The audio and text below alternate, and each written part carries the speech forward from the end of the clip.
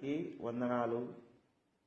మనము గమనించినట్లయితే భూమి మీద మనం చేసే దేవుని పని ఏదైనా కానీ అనగా దేవుని సేవ మనం గమనించినట్లయితే మనం పీల్చే శ్వాస అయినా కానీ మనము ఇంకా బ్రతకాలనే ఆశ అయినా కానీ అది దేని కొరకై ఉంటే దేవుడు సంతోషిస్తాడో మనం గమనించినట్లయితే మనం పొందిన గొప్ప ఆత్మరక్షణను సమస్త జనులు పొందాలని ఆశపడి మనం జీవించినట్లయితే మనం ధన్యులమే.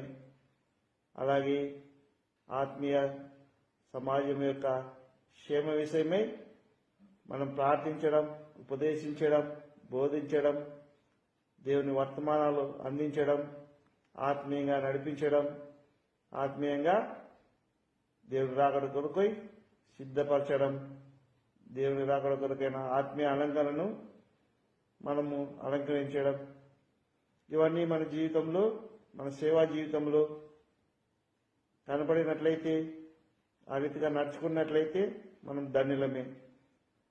ఎందుకనగా మనము దేవుని సేవ, దేవుని పిలుపు అని మనము ఆరంభించాం. ఆ రీతిగానే కొనసాగిస్తూ, ఆ రీతిగానే